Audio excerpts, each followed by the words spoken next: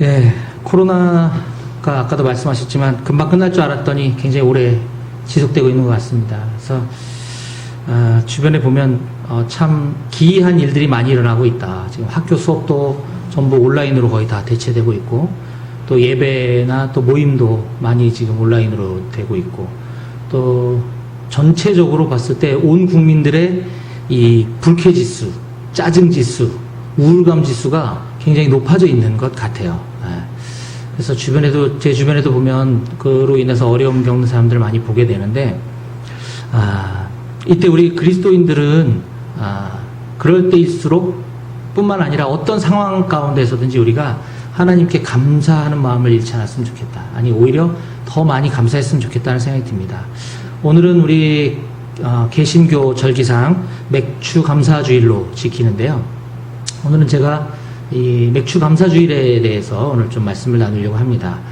오늘 설교는 조금 다소 어려울 수도 있는데 제가 최대한 쉽게 설명하려고 할 거고, 또 앞부분과 뒷부분에 약간 반전이 있을 수 있기 때문에 앞에 졸다가 앞에 열심히 듣다 뒤에 졸으시면 전혀 엉뚱한 말씀을 듣고 돌아가는 일이 생길 수도 있고, 또 중간에 깨시면 전혀 연결이 안 될 수가 있으니까 잘 집중해서 들으셔야 합니다.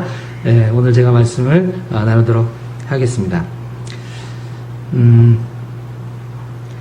맥추감사주일에 대한 설교를 많이 들어보셨을 수도 있는데, 성경에 보면 맥추절이라고 하는 단어가 한 군데만 언급이 되고 있습니다. 그래서 아마 대부분 출애굽기 23장 말씀을 가지고 아마 말씀을 나누게 될 텐데요. 우리 함께 한번 좀 찾아봤으면 좋겠습니다. 출애굽기 23장 14절부터 16절에 보면 이스라엘의 3대 주요 절기가 기록되어 있습니다. 출애굽기 23장 14, 15, 16절입니다. 오늘 성경을 좀 몇 군데 좀 찾아볼게요. 23장 14절부터 제가 읽어보겠습니다. 출애굽기 23장 14절부터 16절을 제가 읽겠습니다. 너는 매년 3번 내게 절기를 지킬지니라. 너는 무교병의 절기를 지키라. 내가 네게 명령한 대로 아비월에 정한 때에 이레 동안 무교병을 먹을지니 이는 그 달에 내가 애굽에서 나왔음이라. 빈손으로 내 앞에 나오지 말지니라. 맥추절을 지키라. 이는 내가 수고하여 밭에 뿌린 것의 첫 열매를 거둠이니라. 수장절을 지키라. 이는 내가 수고하여 이룬 것을 연말에 밭에서부터 거두어 저장함이니라. 아멘. 지금 여기 3가지 절기가 나오고 있는데, 첫 번째는 뭐라고 되어 있나요? 15절에 무교병의 절기라고 되어 있습니다. 줄여서 무교절이라고도 하죠. 그리고 두 번째는 16절에 맥추절. 오늘 우리가 드리는 맥추감사주일과 연결이 될 수 있는지 이따가 보도록 하겠습니다. 그 16절에 또 뒷부분에 보면 수장절이라고 나오죠. 이 3가지 절기가 유대인의 3대 절기, 3대 주요 명절인데, 이거를 다른 말로 표현하는 또 용어들이 많기 때문에 우리가 헷갈립니다. 이게 이건가, 이게 저건가, 이게 같은 건가, 다른 건가. 그래서 오늘 이 시간에 제가 싹 정리를 해드리려고 합니다. 자, 우선 첫 번째, 지금 15절에 언급하고 있는 첫 번째 절기인 무교병의 절기에 대해서 한번 알아보겠습니다. 무교절이라고도 했는데요. 여기 본문에 나와 있는 것처럼 이 무교절 절기는 이스라엘이 애굽에서 나온 날을 기념하는 절기다라고 지금 15절에서 부연 설명까지 해주고 있습니다. 이스라엘이 이 애굽에서 나온 날을 기념하는 절기. 그러면 우리가 생각나는 절기가 있죠. 뭐죠? 유월절. 그렇습니다. 그래서 무교절을 다른 말로 유월절이라고도 합니다. 근데 조금 자세히 보면 사실 정확하게 일치하지는 않고 약간의 차이가 있습니다. 이번엔 레위기 23장으로 한번 가볼게요. 레위기 23장 5절. 레위기는 출애굽기 뒤에 있습니다. 앞에서 찾으시면 안 됩니다. 죄송합니다. 썰렁아니모를 해서. 레위기 23장 5절, 6절. 첫째 달 19날 저녁은 여호와의 유월절이요. 이달 15날은 여호와의 무교절이니 이래 동안 너희는 무교병을 먹을 것이요. 무교절과 유교절이 같은 날인 줄 알았더니, 무교절과 유월절이 같은 날인 줄 알았더니 약간 차이가 나는 것 같죠? 자, 유대력으로 1월 14일, 다른 말로 아비월이라고 표현하는데, 1월 14일이 유월절이고, 그 달 15날, 즉 15일, 아비월 15일이 무교절인데, 무교절은 연휴를 지내라 이렇게 얘기하고 있는 겁니다. 일주일 동안을. 예, 그래서 유대력 정월 14일이 유교절, 15일이 무교절, 그리고 15일부터 일주일 동안이 무교절 기간 이렇게 되어 있는 걸 알 수 있죠. 자, 이처럼 유월절과 무교절은 연결해서 무려 8일 정도를 지내기 때문에 아주 성대하고도 중요한 절기입니다. 뒤에 나오게 될 나머지 두 절기도 유월절과 관련이 있고 유월절에서부터 출발되는 것을 볼 수가 있어요. 그래서 유월절이 매우 중요한 절기이기 때문에 이스라엘 사람들은 유월절 전날도 유월절과 무교절 연휴 기간을 준비하기 위한 준비일로 또 중요하게 여깁니다. 유월절 2부가 있네요, 또. 네. 그래서 이 유월절 식사 자리를 지키기 위해서 유월절 날은 이렇게 모여서 막 음식도 양도 잡아서 먹고 또 무교병, 그러니까 이스트가 들어가지 않은 퍽퍽한 과자, 그러니까 말하자면 촉촉하고 이렇게 좀 이게 좀 잘 녹는 게 아니라 퍽퍽한 과자, 무교병이죠. 그거와 포도주를 곁들여서 이렇게 양을 잡아서 먹는 음식 잔치가 벌어지게 되는데, 그러기 위해서는 이제 그 누룩도 제거해야 되고 온 집안에 있는 누룩도 제거해야 되고 또 어린 양도 잡아야 되고 이런 것들을 준비일 날 하게 됩니다. 그래서 성경 곳곳에 보면 이 준비일이라고 하는 단어가 있는 것을 볼 수 있습니다. 이건 찾지 마시고 그냥 제가 읽어드릴게요. 요한복음 19장 14절입니다. 이날은 유월절의 준비일이요 때는 제6시라 빌라도가 유대인들에게 이르되 보라 너희 왕이로다 라고 하면서 이제 곧 예수님을 잡으려고 이제 준비하고 있는 그 무렵에 지금 요한복음 19장 14절에서 이날은 유월절의 준비일이다 라고 언급하고 있습니다. 또 조금 뒤에 보면 요한복음 19장 31절에도 이날은 준비일이라 유대인들은 그 안식일이 큰 날이므로 그 안식일에 시체들을 십자가에 두지 아니하려 하여 빌라도에게 그들의 다리를 꺾어 시체를 치워달라 하니 라고 하면서 유월절의 준비일이라고 하는 말이 언급되고 있습니다. 그러면서 그날 예수님이 십자가에 달려 죽으셨고 그 죽은 시체, 예수의 시체의 다리를 꺾어달라고 요청하는 게 유월절의 준비일 날 있었던 일이구나 라는 걸 알 수가 있죠. 예, 이처럼 예수님께서는 유월절 준비일에 죽으셨습니다. 그렇기 때문에 죽으시기 전에, 그 전에 유월절, 무교절 전날 유월절, 유월절 전날 준비일에 죽으셨기 때문에 그 전에 제자들과 최후의 만찬을 하시게 되죠. 그래서 최후의 만찬 자리를 통해서 이 유월절에 하게 될 그 식사 자리를 옮겨오면서 성만찬으로 이렇게 제정을 해주십니다.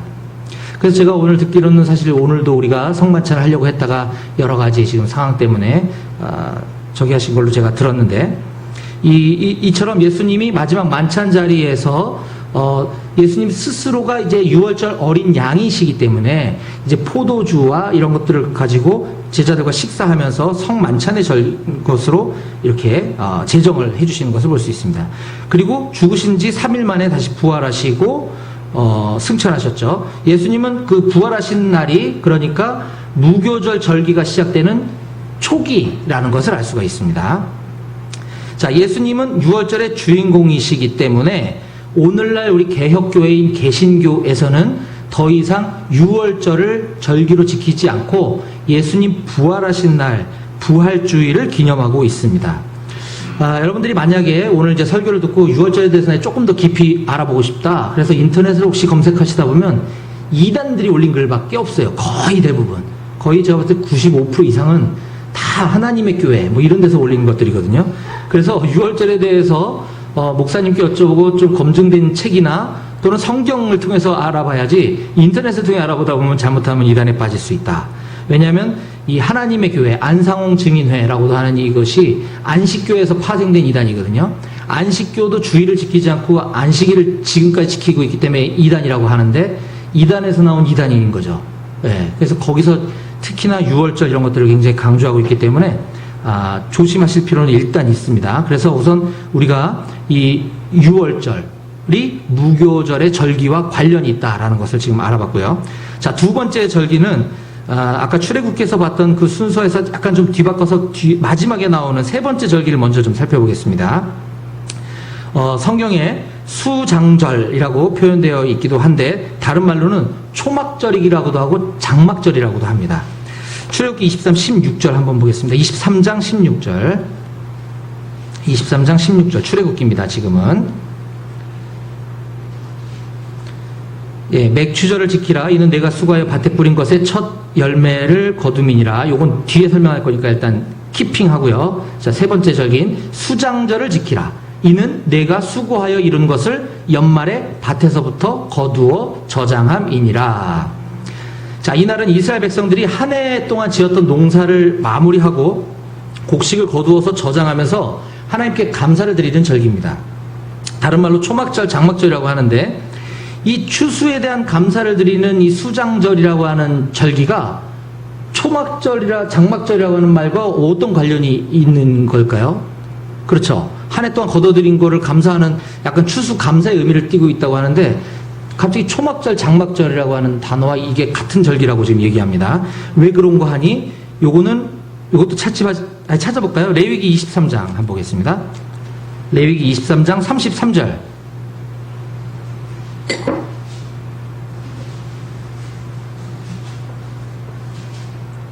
레위기 23장 33, 34절입니다. 여호와께서 모세에게 말씀하여 이르시되 이스라엘 자손에게 말하여 이르라. 일곱째 달 15셋 날은 초막절이니 여호와를 위하여 이레 동안 지킬 것이라. 좀 뒤에 42절 43절 보겠습니다. 너희는 이레 동안 초막에 거주하되 이스라엘에서 난 자는 다 초막에 거주할지니 이는 내가 이스라엘 자손을 애굽 땅에서 인도하여 내던 때에 초막에 거주하게 한 줄을 너희 대대로 알게 함이니라. 나는 너희의 하나님 여호와이니라. 아멘. 여기 보면 이제 절기가 일곱째 달 15날을 초막절이라고 해라 라고 했는데, 이게 이제 날짜가 같은 거거든요. 수장절과 초막절이 일단 날짜가 같으니까 같은 날이고 같은 날 다른 이름이라는 걸 알 수 있죠.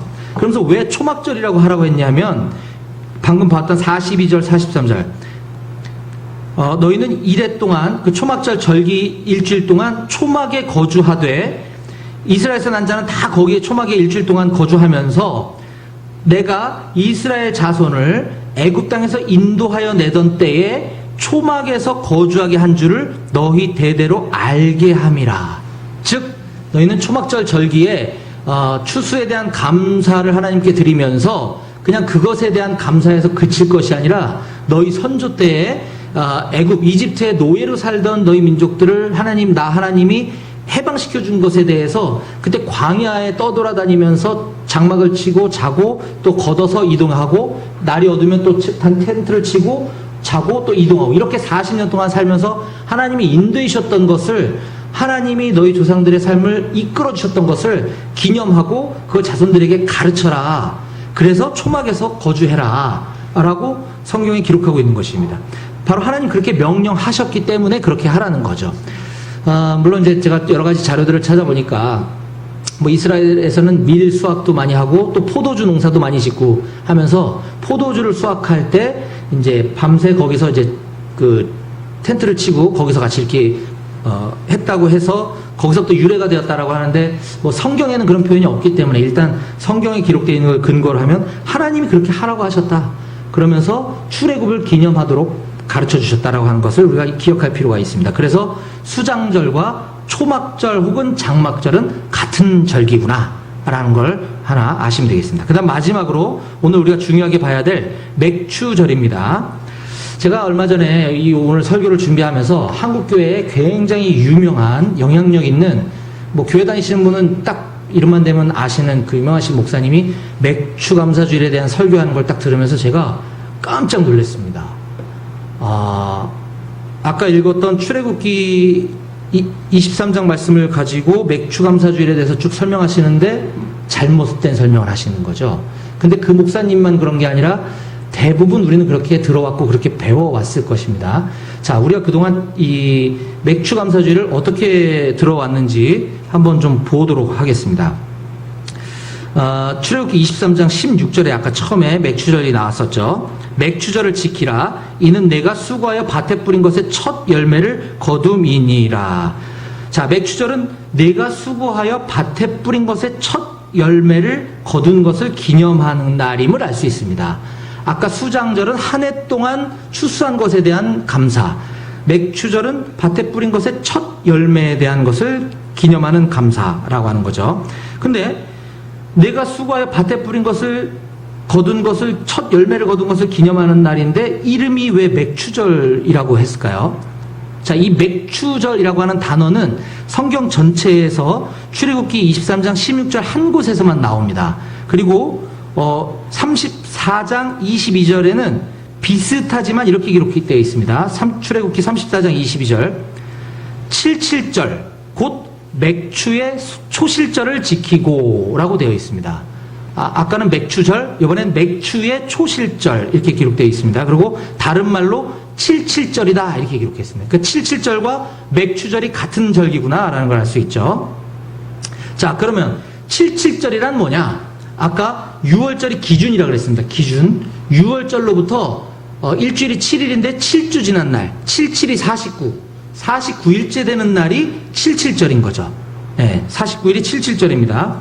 근데 이제 이게 신약 시대로 넘어오면서 77이 49인데 이제 50이라고 하는 뜻에 이게 이제 하는 뜻을 갖고 있는 이 단어로 오순절이라고 하는 용어로 사용이 되어집니다. 즉 오순절은 신약의 용어고 구약에는 오순절이라는 말이 등장하지 않아요. 구약에는 초막절 딱 한 번, 그리고 그 맥추의 초실절 이렇게만 기록이 되고 있고 77절이라는 말로 여러 번 사용이 되고 있고요. 신약으로 넘어와서 이제 오순절이라는 말로 바뀌게 됩니다. 즉 오순절과 77절이 같은 날이고 77절과 맥추절이 같은 날이라는 걸 알 수 있죠. 자, 오순절날, 신약시대 오순절날 우리가 잘 아는 중요한 사건이 있었죠. 어떤 사건이 있었나요? 오순절날 성령님께서 강림하신 사건이 사도행전 2장 1절에 기록되어 있습니다. 이건 제가 읽어드릴게요. 사도행전 2장입니다. 오순절날이 이미 이름에 그들이 다 같이 한 곳에 모였더니 호련히 하늘로부터 급하고 강한 바람 같은 소리가 있어 그들이 앉은 온 집에 가득하며 마치 불의 혀처럼 갈라지는 것들이 그들에게 보여 각 사람 위에 하나씩 임하여 있더니 그들이 다 성령의 충만함을 받고 성령이 말하게 하심을 따라 다른 언어들로 말하기를 시작하니라. 즉 오순절날 성령님께서 강림하신 사건이 있었죠.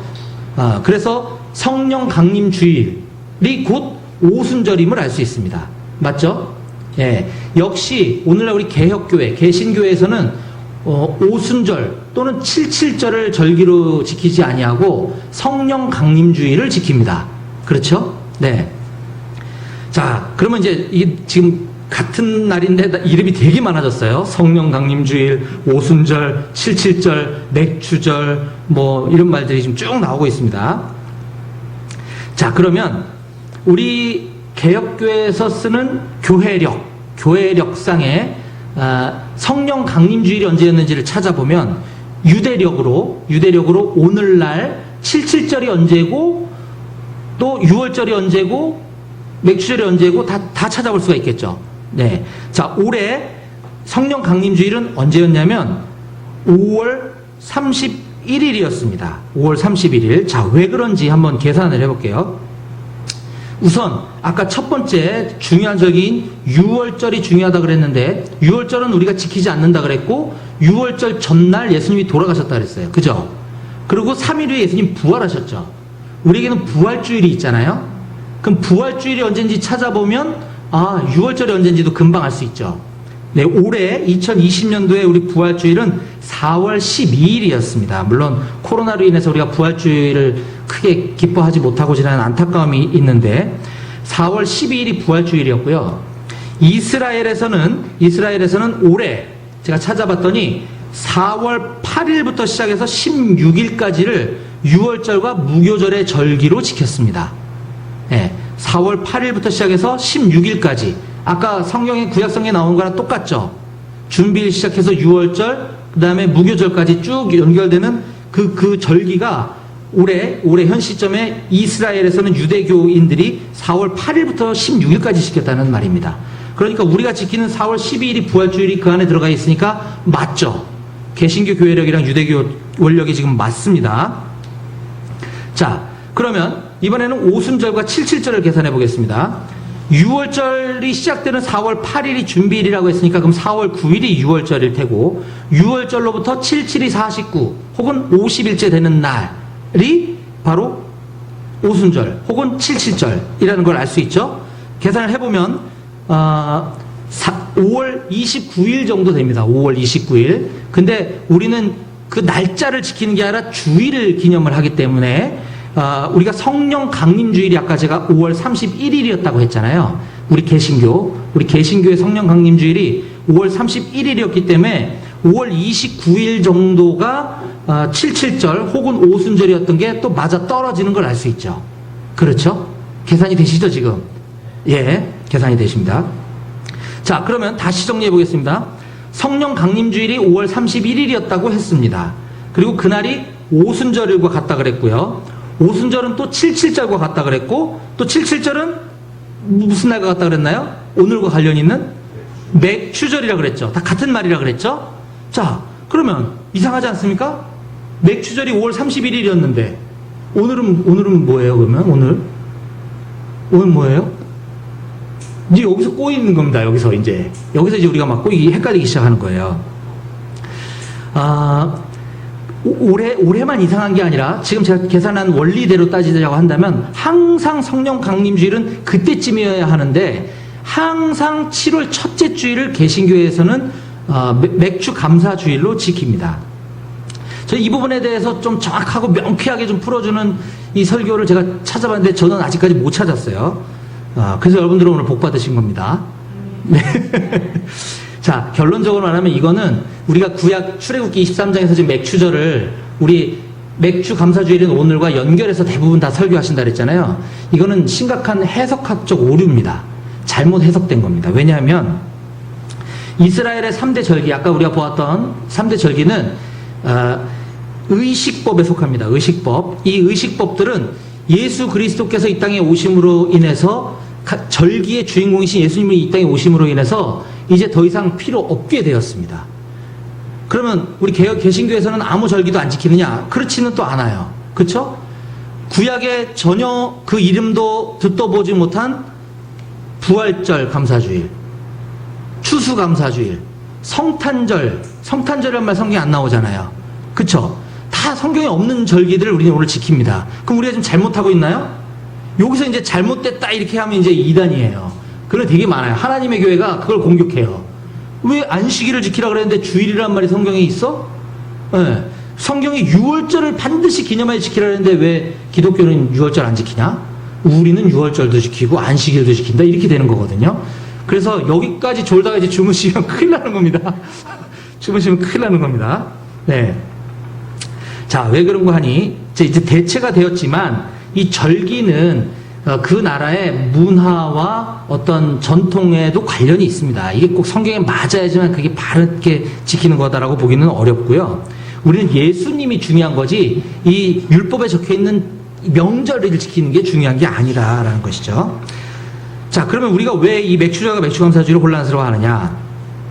이 성경에 딱 한 번 등장한다고 하는 그 맥추절이라고 하는 단어의 히브리어는 카치르라고 하는 단어입니다. 이걸 기억하실 필요는 없지만 이 카치르라고 하는 단어의 원뜻은 단순히 수확, 추수, 곡식, 곡물이라고 하는 뜻을 갖고 있습니다. 여기에 보리라고 하는 의미가 전혀 포함되어 있지 않아요. 카치르라고 하는 단어는 그냥 추수, 수확, 곡물 이런 말이지 거기에 보리의 보자도 안 들어가 있거든요. 근데 우리 성경에는 지금 그 맥추절이라는 단어가 한 번 등장하지만 히브리어 성경에는 이 카치르라고 하는 단어가 구약 전체에 무려 48번이나 등장합니다. 그럴 수밖에 없겠죠. 곡식이라는 단어도 그거고 추수도 그거고 곡물도 그거니까요. 자, 실제로 우리 영어 성경 NIV나 NLT 성경에 보면 이 출애굽기 23장에 우리가 그 맥추절이라고 번역되어 있는 그 부분을 영어 성경엔 The Feast of Harvest라고 기록되어 있어서 단순히 수학의 축제일이다 이렇게 기록하고 있습니다. 거기에 보리라는 단어 의미가 전혀 들어가 있지가 않아요. 그러면 34장 22절에 출애굽기 34장 22절에 있는 맥추의 초실절은 그러면 어떻게 봐야 되느냐?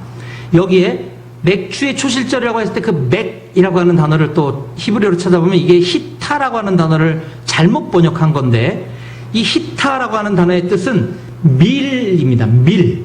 보리가 아니고 밀이에요. 밀을 우리가 왜 보리로 번역했는지 잘 모르겠어요.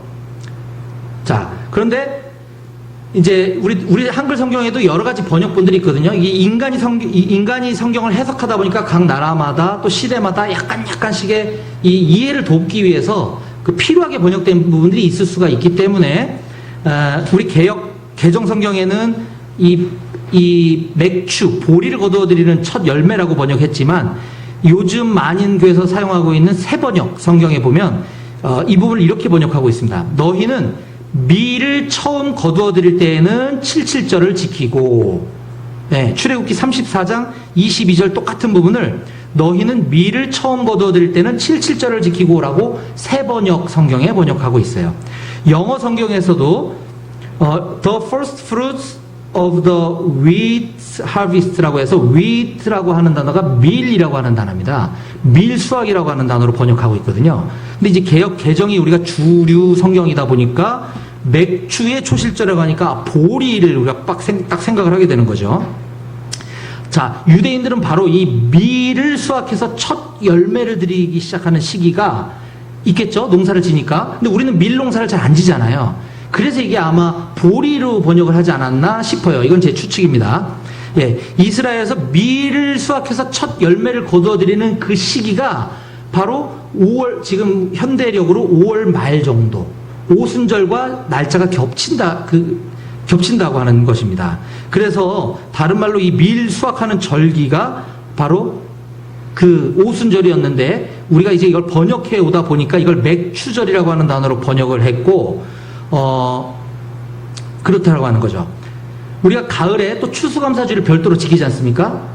예, 그러면은 이 없는 거, 원래 이스라엘에도 없고 성경에도 없고 아무데도 없고 근본도 없는 맥추 감사주일이라는 게 갑자기 툭 튀어나왔단 말이에요.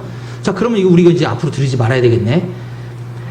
우리가 가을에 드리는 추수감사주일은 이 청교도 정신에 의해서 그 유래돼서 지키고 있는 새로 생겨난 절기입니다. 아까 얘기했던 성탄절은 예수님의 탄생을 기념하는 날인데 예수님이 12월 25일에 탄생했다고 하는 근거가 없어요. 그냥 사람들이 그냥 미루어 추측하는 거예요. 그래서 우리는 12월 25일을 성탄절로 지키지만 저 오세아니아주, 유럽, 다른 나라들은 또 성탄절 날짜도 또 달라요.